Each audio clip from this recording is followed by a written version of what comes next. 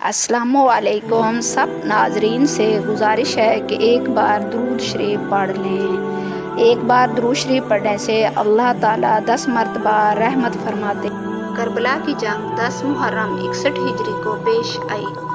जंग करबला इंसानी तारीख का एक बहुत अहम वाक़या है। ये न सिर्फ एक जंग है बल्कि ज़िंदगी के तमाम पहलुओं के लिए रहनुमाई भी है। इस वीडियो में हम ये जिक्र करेंगे कि करबला की जंग में इमाम हुसैन अलैहिस्सलाम के 72 साथियों ने किस तरह दुश्मन की 20,000 लश्कर का मुकाबला किया। हज़रत इमाम हुसैन अलैहिस्सलाम को अपनी शहादत का इल्म होने के बावजूद आप फिर भी चाहते थे कि दुश्मन को करबला की इस जंग से रोका जाए। हज़रत इमाम हुसैन अलैहिस्सलाम को कूफियों के लातदाद खतूत के बावजूद यहाँ तशरीफ़ लाए थे। जब आपने मैदान जंग में जाने का इरादा फरमाया तो हज़रत ज़ैनुल आबिदीन अपनी बीमारी की नकाहत और कमज़ोरी के बावजूद नेज़ा लिए हुए हज़रत इमाम की खिदमत में हाजिर हुए और अर्ज़ किया, बाबा जान, पहले हमें मैदान कारज़ार में जाने और अपनी जान के निसार करने की इजाज़त दीजिए। मेरे होते हुए आप शहीद हो जाइए, ये नहीं हो सकता। इमाम अली मकाम ने नूर नज़र को अपनी आगोश मोहब्बत में लिया, प्यार किया और फरमाया, बेटा मैं तुम्हें कैसे इजाज़त दे दूँ। अली अकबर भी शहीद हो गए, कासिम भी दुनिया से चले गए और तमाम अजीज़ व अक़ारब जो हमरा थे सब राह हक़ में निसार हो चुके हैं। मैं तुम्हें इजाज़त दे दूँ तो ख़वातीन अहले बैत का कोई महरम नहीं रह जाएगा। इन बेकसान गरीब वतन को मदीना कौन पहुँचाएगा? बहनों की निगहदाश्त तो खबरगिरी कौन करेगा? मेरे बेटे, तुम्हें ज़िंदा रहना है, तुम्हें शहीद नहीं होना, वरना मेरी नस्ल किससे चलेगी? हुसैनी सदात का सिलसिला किससे जारी होगा?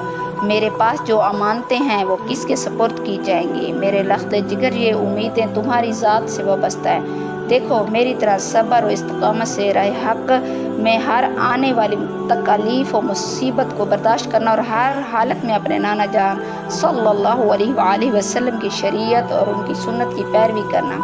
मेरे बाद तुम ही मेरे जानशीन हो, तुम्हें मैदान का अरज़ार में जाने की इजाज़त नहीं।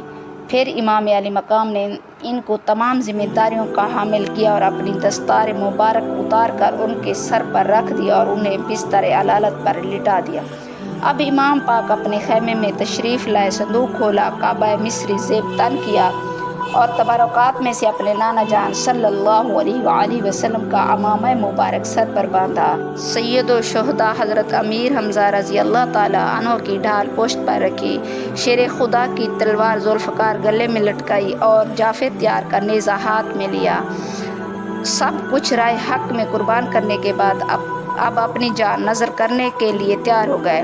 बीबियों ने जब इस मंजर को देखा तो उनके चेहरों के रंग उड़ गए और आंखों से मोती टपकने लगे। हज़रत ज़ैनब ने आंसू बहाते हुए कहा, प्यारे भैया।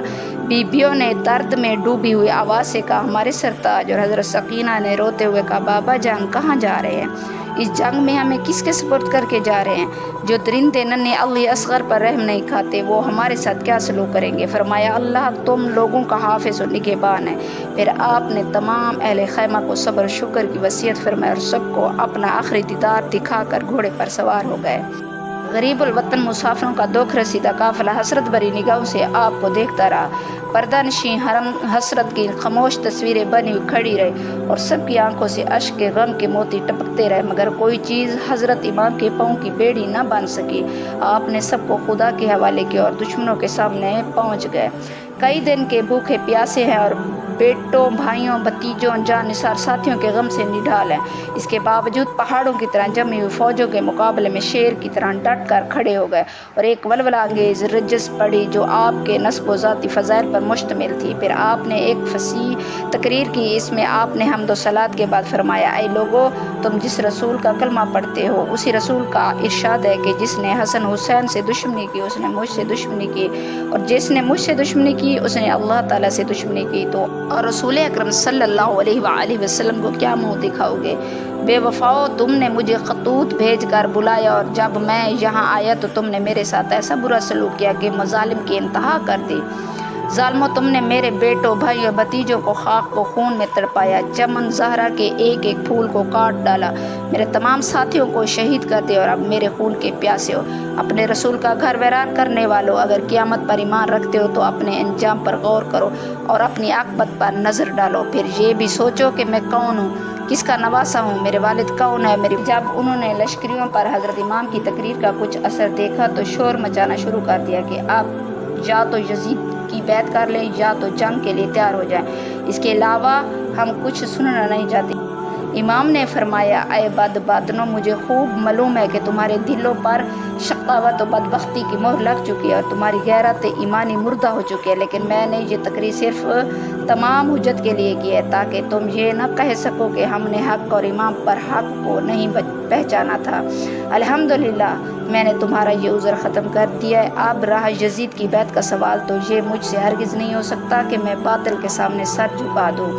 امام علی مقام نے جب یہ دیکھا کہ یہ بدبخت میرے قتل کا وبال اپنی گردن پر ضرور لیں گے اور میرا خون بہانے سے کسی طرح باز نہیں آئیں گے، تو آپ نے فرمایا، اب تم لوگ جو ارادہ رکھتے ہو پورا کرو اور جسے میرے مقابلے کے لیے بھیجنا چاہتے ہو بھیجو۔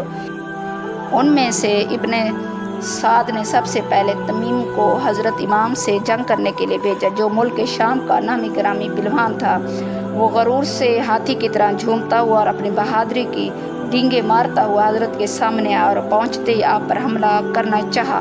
ابھی اس کا ہاتھ اٹھا ہی تھا کہ شیر خدا کے شیر نے ذوالفقار حیدری سے ایسا وار کیا کہ اس کا سر جسم سے اڑا دیا اور اس کے گھمنڈ کو خاک میں ملا دیا۔ پھر یزید ابتی بڑے غرور کے ساتھ آگے بڑھا اور چاہا کہ امام کے مقابل بہادری کا جوہر دکھا کر یزیدیوں کی جماعت میں اپنی شاباش حاصل کرے اور انعام و اکرام کا مستحق بنے۔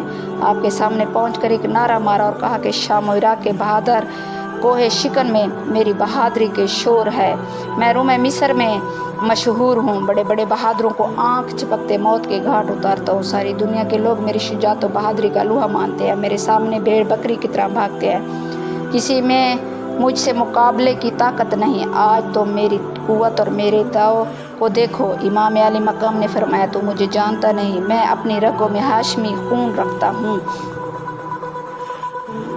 شامی جوان یہ سن کر آگ بگولا ہو گیا اور فوراً گھوڑا بڑھا کر آپ پر تلوار کا وار کر دیا۔ حضرت امام نے اس کے وار کو بیکار کر دیا اور پھر جھپٹ کر اس کی کمر پر ایسی تلوار ماری کہ وہ کھیرے کی طرح کٹ کر دو ٹکڑے ہو کر منہ کے بل زمین پر گر پڑا۔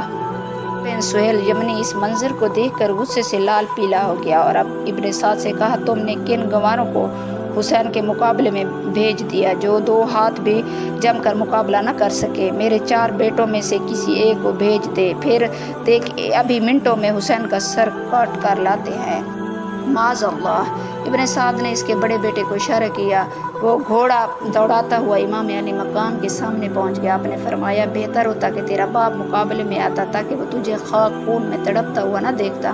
پھر آپ نے ذوالفقار حیدری سے ایک ہی وار میں آپ کا کام تمام کر کے جہنم میں پہنچا دیا۔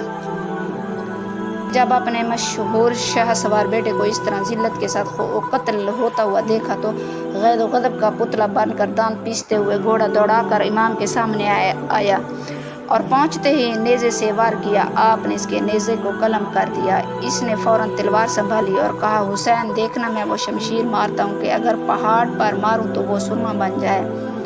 یہ کہتے ہوئے امام پر تلوار چلا دیا۔ آپ نے اس کے وار کو خالی کر دیا اور اس پر ذوالفقار کا ایسا بھرپور ہاتھ مارا کہ بدر کا سر کٹ کر گیند کی طرح دور جا گرا۔ اسی طرح شام و عراق کے ایک سے ایک بہادر حضرت امام کے مقابل آتے رہے، مگر جو بھی سامنے آیا آپ نے اسے موت کے گھاٹ اتار دیا، کوئی ان میں سے زندہ بچ کر واپس نہ کیا۔ شیر خدا کے شیر نے 3 دن کا بھوکا پیاسا ہونے کے باوجود شجاعت و بہادری کے وہ جوہر دکھائے کہ زمین کربلا میں بہادران کوفہ شام کا کھیت بو دیا۔ ابن سعد کو جب اس طرح کی جنگ میں بھی کامیابی کی امید نظر نہ آئی تو اس نے حکم دیا کہ چاروں طرف سے تیروں کا مہ برسا دیا جائے، جب خوب زخمی ہو جائیں تب نیزوں سے حملہ کیا جائے۔ تیر اندازوں نے آپ کو چاروں طرف سے گھیر لیا اور بیک وقت ہزاروں تیر کمانوں سے چھوٹنے لگے، تیروں کی بارش شروع ہو گئی۔ گھوڑا اس قدر زخمی ہو گیا کہ اس میں کام کرنے کی طاقت نہ رہی۔ تن نازنین مبارک زخموں سے چور اور لہولہان ہو رہا ہے۔ بے وفا کوفیوں نے جگر پارا رسول فرزند بطول کو مہمان بلا کر ان کے ساتھ یہ سلوک کیا کہ زہر میں ڈوبا ہوا ایک تیر آپ کی اس مقدس پیشانی پر لگا جسے نبی کریم صلی اللہ علیہ وآلہ وسلم نے ہزاروں بار چوما تھا۔ تیر لگتے ہی چہرہ انور مبارک خون کا دھارا بہہ نکلا۔ اب ظالموں نے نیزوں سے حملہ کیا۔ شیطان صفت سنان نے ایک ہی ایسا نیزہ مارا جو تن اقدس کے پار ہو گیا۔ تیر اور نیزہ شمشیر کے 72 زخم کھانے کے بعد آپ سجدے میں گرے اور اللہ تعالیٰ کا شکر ادا کرتے ہوئے وصال بحق ہو گئے۔ 56 سال 5 ماہ 5 دن کی عمر مبارک میں جمعے کے دن محرم کی 10ویں تاریخ 61 بمطابق 680 کو امام علی مقام نے اس دار فانی سے رحلت فرمائی۔ انا للہ و انا الیہ راجعون۔